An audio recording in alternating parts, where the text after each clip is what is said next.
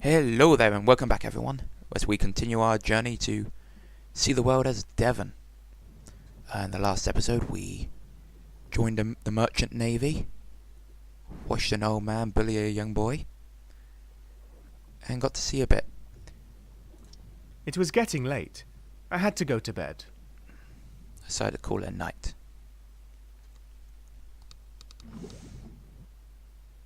So not much happened in the first episode. Here's hoping it picks up a bit and we get to start making some choices. All hands on deck. The sun is out and breakfast is served on the gun deck. I love you. Seriously, that accent is amazing. You too, boy. Ian! Oh, I'm not well, sir. It's probably the food from last night. I don't really feel like eating anything right now. Oh, really? Well, I don't trust Andres Bangers and Mash either, but you won't make me believe that they made you sick. That would be way too convenient for you. I'm not lying, Caleb. My stomach tells me that something's wrong. That's Mr. Haywood to you, boy.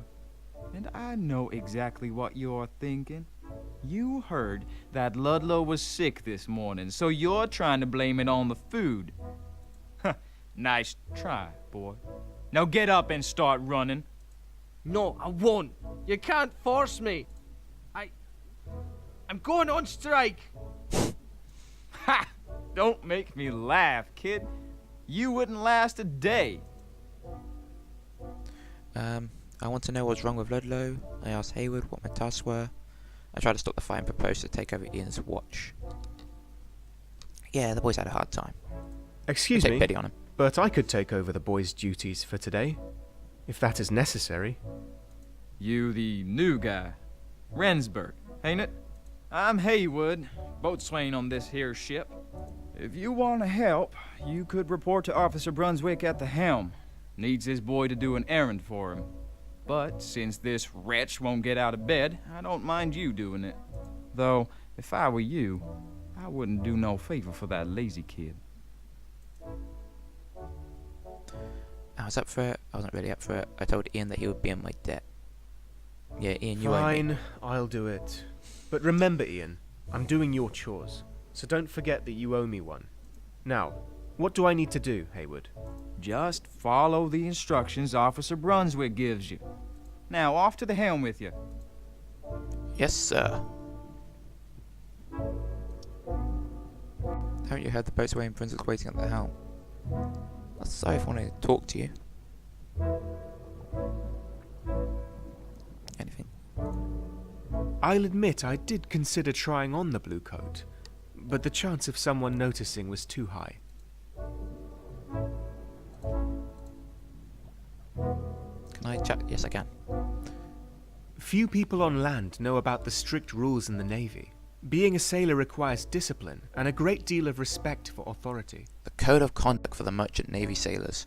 1. Be punctual. 2. Be responsible. 3. Care for the facilities. 4. Care for your fellow seamen. 5. Comply with the rules. Sounds like the old student charter thing I had at my old college. Except there'd be like attendance, attendance, attendance. This is for your future. Along the top. Oh, let's see what's on here. It's a box. Boxes big and small were everywhere on the Herald. I wondered what was inside the one on the table, but I didn't dare to open Oh, it. come on, Devan. Where's your sense of adventure? Be a rebel. Open the The box. playing cards, strewn everywhere, seemed to indicate that the sailors liked to play games. I preferred to write in my journal, rather than occupying myself with such silly things.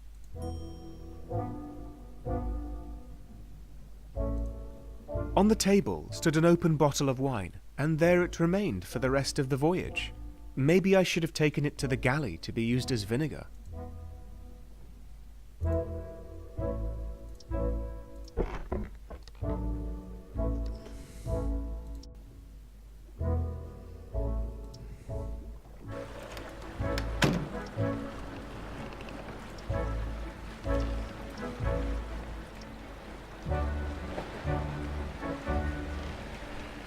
Yo ho, yo ho. I'm seasick again. Yeah. Oh,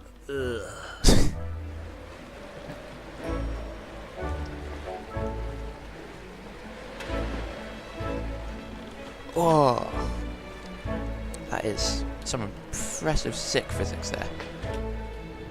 Look at that vomit physics. I'm not sure how I feel about the fact our doctor is diseased.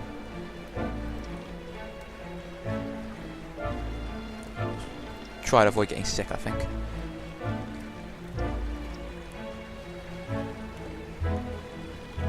I don't need them, Captain. Might I suggest we raise the studding sails to maximize our speed? I still want to see them, Rupert. Where is that boy of yours? Get him to fetch the maps. I haven't seen him this morning. It's possible that he's still...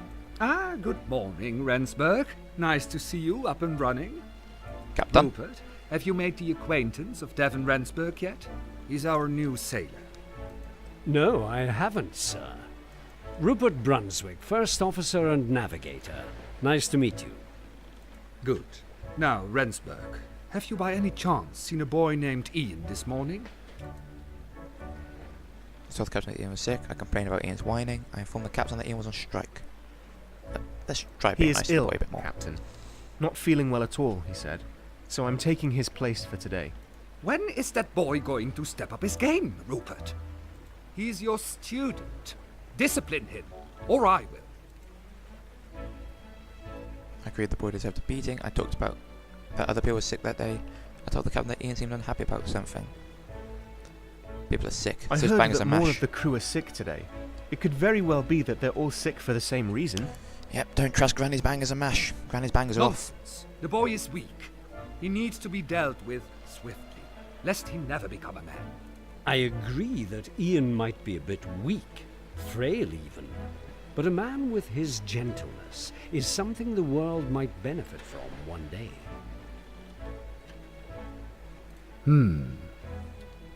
Some say you're soft, officer. But I appreciate your honesty. There is no denying that it has got you quite far in life. Please, just leave the boy for a day. I'm sure Rensburg will do fine in his stead. Right, Rensburg? So, I should point out I'd do my best. I said I would do what I was ordered. I told Brunswick that Hayward sent me. I'll do my best, sir. The captain would like to see my maps. Since Ian's not here, I'd like you to fetch them for me.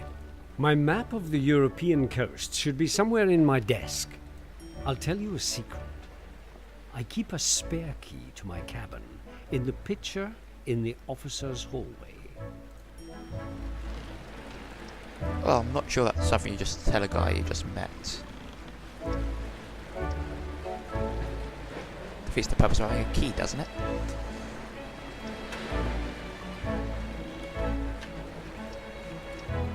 Morning. Arthur? No?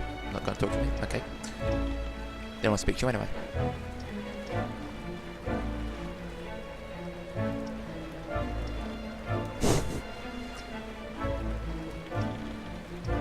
No one's very friendly this morning, are they?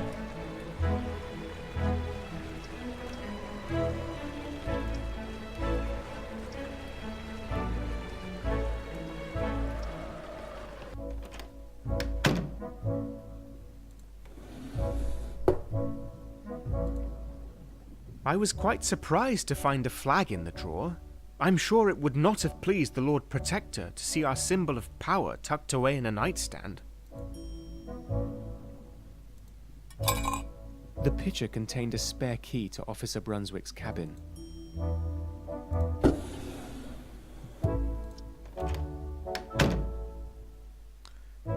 Okay.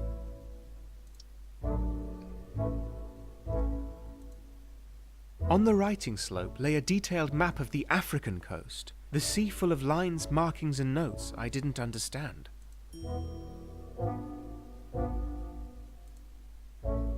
Looking through the Merchant Navy's handbook, I discovered that officers are usually allowed to carry guns, but other members of the crew are not.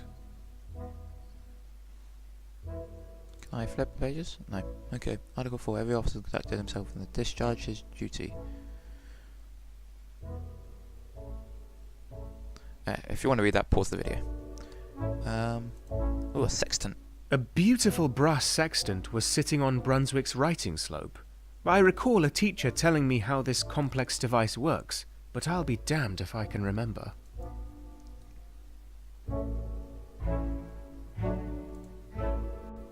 There were books about navigation, geography, mathematics, and poetry. None of them looked very interesting to me. Don't listen to him, kids. Reading's important.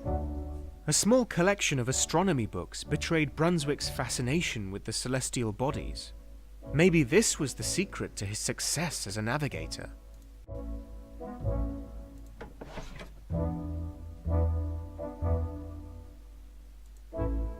A broken compass lay shattered inside Brunswick's desk. It was a shame to see such a delicate object destroyed. That was what we heard smashing last night, I assume. Wine? Nope, can't look at it. It's an alcoholic. It's proof. Ah, the maps. I found Brunswick's maps of the European coast inside the drawer of his desk. I took the maps and returned to Brunswick. I decided to leave the maps for now. Explore.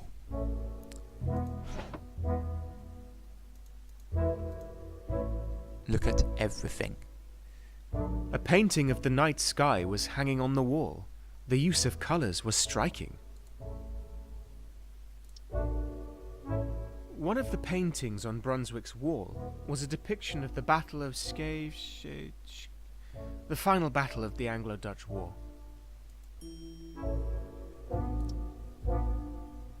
One of the paintings depicted 3 white boys playing with a ball in a sunlit square. Wait, is that Ian? One of the paintings depicted 3 white boys playing with a ball in a sun... Probably not. And can we see the... Yes, we can. On the top shelf stood a portrait of a stern-looking man. I later learned it was Brunswick's mother. Ooh, yeah, we've all been there, mate. Don't worry. All confused a lady for a lady man.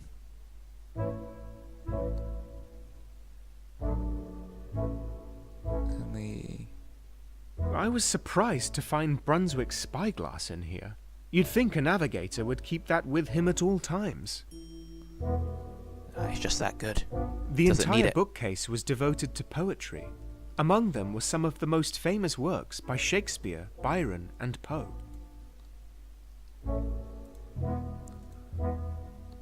Okay, I think that's... Can I look in there? No, that's everything then. Draw maps. I found Brunswick's map. Let's go. Oh, at least the game has a sense not to make me do all the walking. What took you so long? Were you lost? My cabin isn't that big, you know. I apologise for being slow. I did the best but got lost. I made up an excuse. I'm sorry, sir. Sorry. I'll ensure that I'm faster next time. Oh, look at Devan. He feels so sorry. Ian would have done such a simple task in mere seconds. Give me the maps, Ransberg. Well, that's convenient. According to these calculations, raising the studding sails might double our speed. Ransberg, find boatswain Haywood and ask him where he keeps his studding sails. He's probably somewhere near his workshop.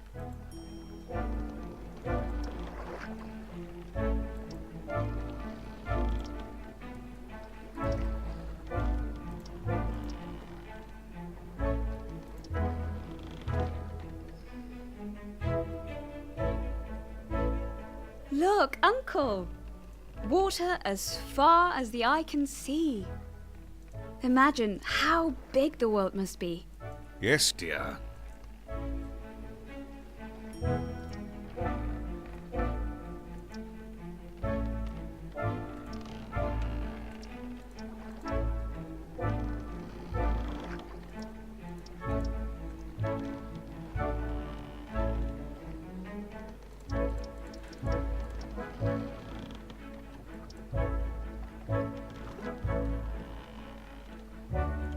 I just realised I have no idea where I'm going.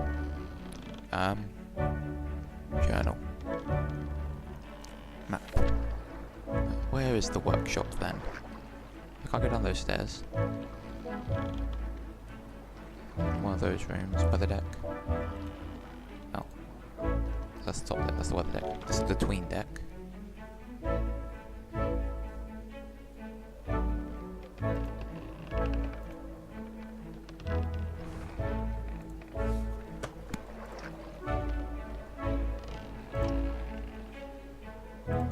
What's up here? Nope.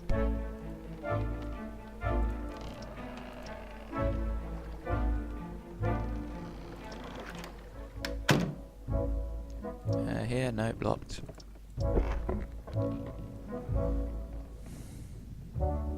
Oh, here it is.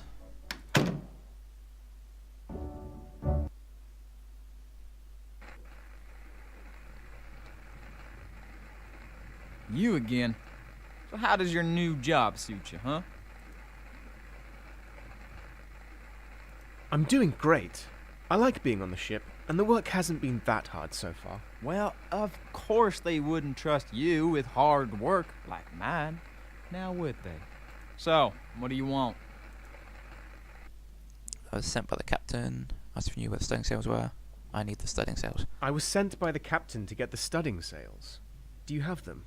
Ah, so you're the official errand boy now, huh? Well, it just so happens I need something done. Oh, really?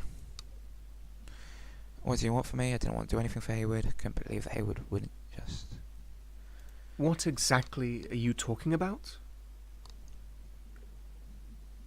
Someone's been sneaking around my workbench. The key to the weapons cache was in a different drawer than usual. So, I checked the cache and discovered I am missing a Colt 44. He's got a violin. Oh, Caleb, I didn't expect that from you. If the captain finds out, we'll all be held responsible. So we need to find that thing before he gets wind of it.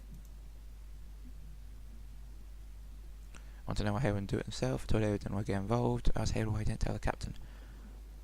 Why don't you want to do it yourself? Why do I have to do this? Why aren't you going after the culprit yourself? You think I got nothing better to do? Let me Yes. tell you something, Rensburg. You'll need allies on this ship.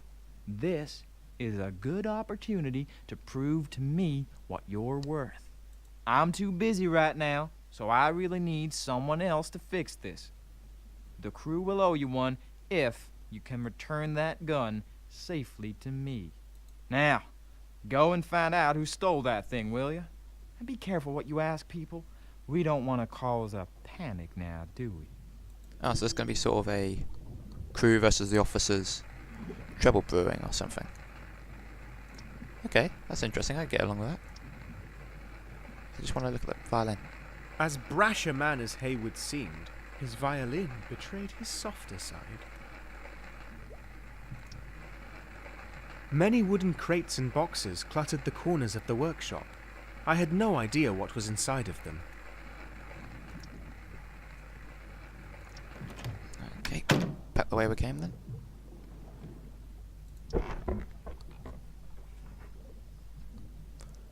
Concubine of the Raja.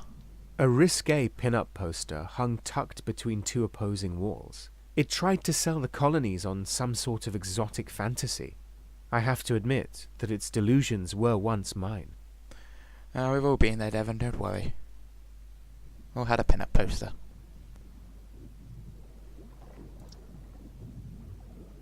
The barrels were filled with rum. I wouldn't be surprised if they were placed there on special request. Told you Navigator's an alcoholic.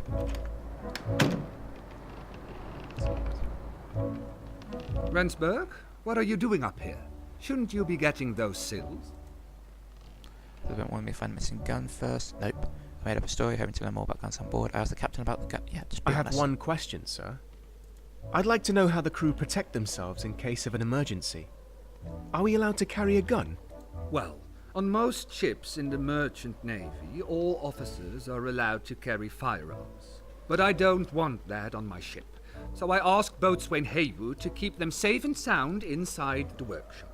Whenever there is an emergency, the rules change, and the crew can bear arms, but that rarely ever happens. For as long as I have been captain on this ship, I have never carried a gun, simply because I've never needed to. But you should hurry up now, and get those studding sails from the boatswain.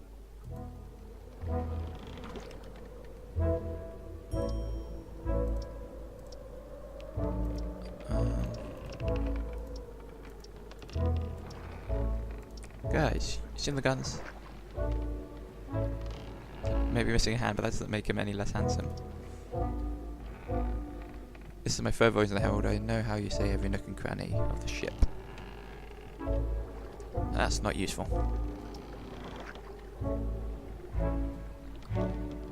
I don't see any sails, Rensburg.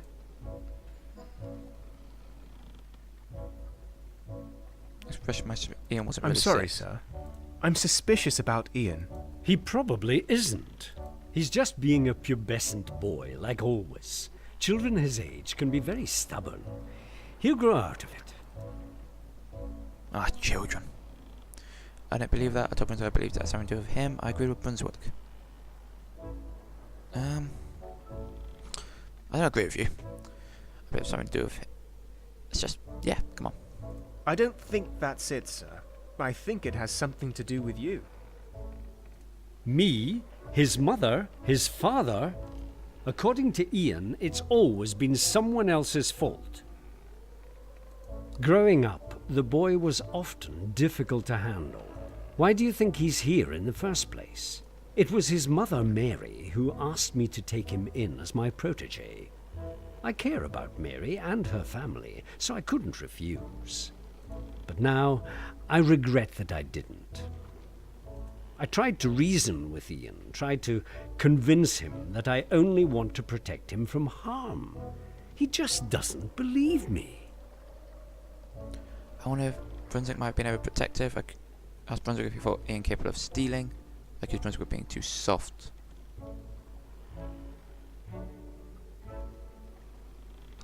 Overprotective or stealing? I think now's the time to... He sounds like a difficult person. Do you think Ian would steal? What? I don't want you to judge him like that. He's a rascal, but not a criminal. Now get back to work.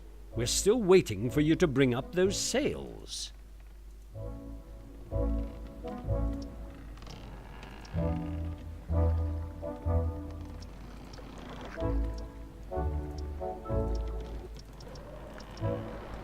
Come on, Devan. Faster, faster.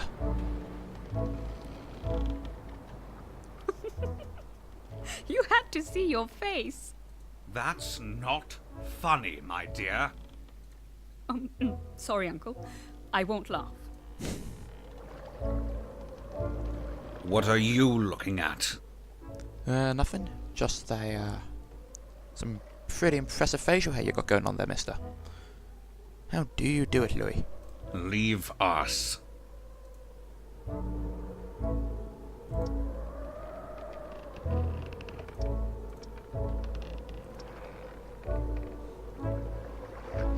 Yeah, no one up here.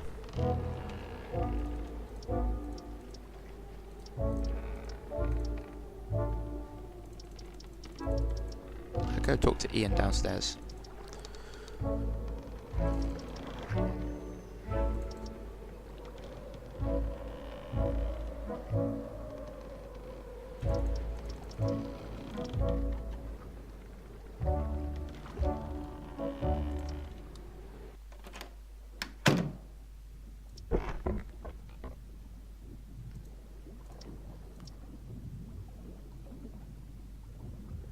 He's not here. Okay then. Was that on there before?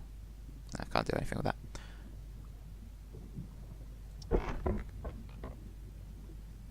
Okay, if he's not there, I've talked to the captain now again. So what about up here? Ah, Ian. First off, The look at the capstan thing. is a rotating device that is used to apply force to ropes, cables, and hawsers.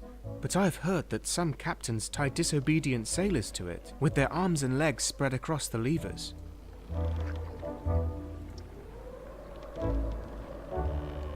Came to tell me off too?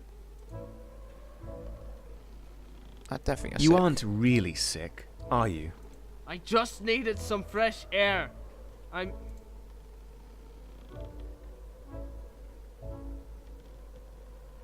I understand that you're angry. It must be hard for you, living on this ship. Stop with the fake concerns. Who are you anyway? Wow, you spoiled Did brat. Brunswick send you to talk me around?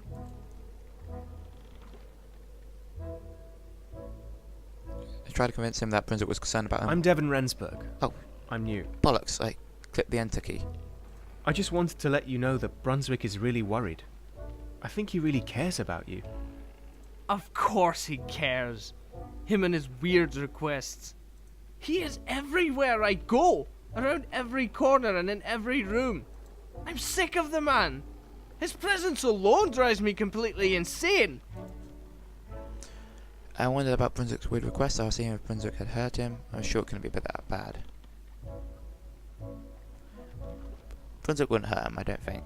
He's too protective. As I was saying, what's a weird request? Like, really weird? Like, maybe hiding a gun? Well, on some nights, he wants me to come to his cabin. And when I do, he'll ask me to sit on the side of his bed. Whoa, whoa, whoa, whoa. What kind of game am I playing? Seriously. Then, he takes out a notebook, one that he hides for fear of others reading it. And then he forces me to listen to him reciting his corny poetry. Okay, that's a bit better than I thought that was going. Still weird. I couldn't believe that was all that happened. I want to know if Brunswick was hiding anything else. So, you said he hid his notebook. Do you know if he hides other things too? Brunswick often hides his most prized possessions, like his compass, the one that he got as a present from his own mentor, Francis Beaufort. Oops. Next thing I know, it's on my pillow with a wee note telling me to be more grateful. I thought Ian Evans was right to call him ungrateful. I agree that sounded a bit creepy. I was seeing if Brunswick had a gun. Do you know if he has a gun, Ian? One that he keeps hidden, perhaps? Very subtle there. Just call me Sly. A gun? I'm not sure, but I don't trust Brunswick with anything anymore. You should go to his cabin and search his bookcase. If there's anything he's hiding, it'll be there. Well, Ian, thank you.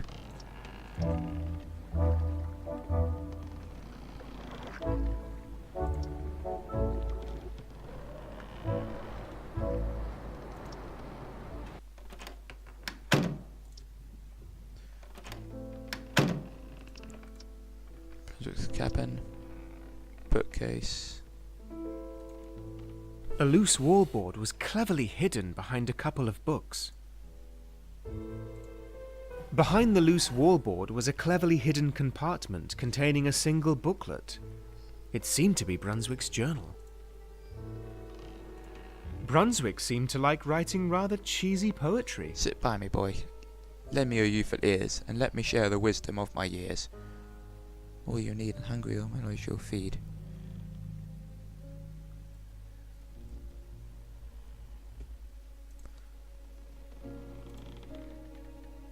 It was Officer Brunswick's journal. I turned the page. Brunswick wrote about Ian in his journal. It is the end of the afternoon, and we are about to leave the capital harbour. Anywhere else in the world I might well have prepared to weigh anchor with more delight left. But I know the channel like the back of my hand, and I want to take advantage of this excellent north-northeasterly wind. The clear weather and proximity of the coast might provide a good opportunity for Ian to practice distance measurements, if time allows it. Lately the boy has been doing wonderfully, despite his stubborn streak. His comprehension of navigational principles is growing by the day. His mother will be proud of him. I think I might give him my old mentor's compass for this occasion. His first real ocean voyage. May it serve the handsome boy as well as it served me. Am I not doing all possibly can to make Ian feel... He seemed to wonder why Ian was often angry and agitated, and he was also particularly saddened by him breaking his compass. welcome and appreciated? Am I not always patient with his lessons? Do I not care for him like a father? It remains a mystery to me why a strapping lad like him keeps running away and getting angry with me.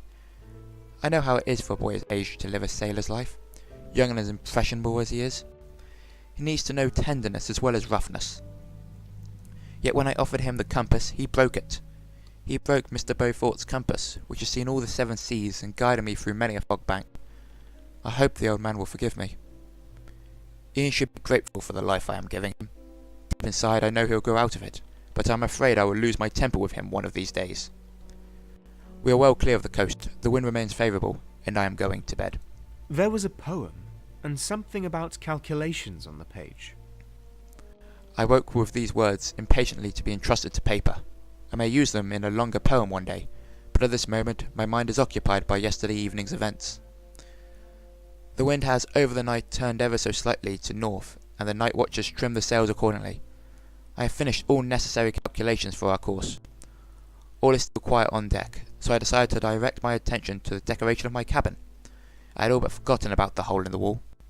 We discovered it only when I wanted to move a painting. Brunswick's last entry told about a hole in the wall Hole in the behind wall? one of the paintings. Sounds like what we're looking for. Naturally that means the painting has to stay where it is, even if it does look better on my bed's headboard. I have decided against informing Ludlow about this hole as to not raise unnecessary discomfort. It has however reminded me of an inadvertent observation, now already several weeks ago, and I am in doubt whether I should inform the captain after all. Of course, as Captain Hendrick so often emphasises, he is responsible to know all that takes place aboard his ship. On the other hand, it does not feel right to betray a fellow officer for something that, by my judgment, does not endanger the functioning of the crew or ship in any way.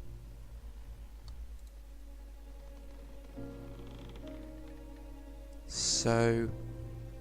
One of the paintings depicted 3 white boys playing with a ball in a sunlit square. he saw an officer with a gun, I assume. The painting seemed to have been moved recently. Behind it was a small gap between the planks. Aha! Peek through the hole. I've found you. What's that? Is there someone spying on me? I accuse Ludlow of stealing the gun.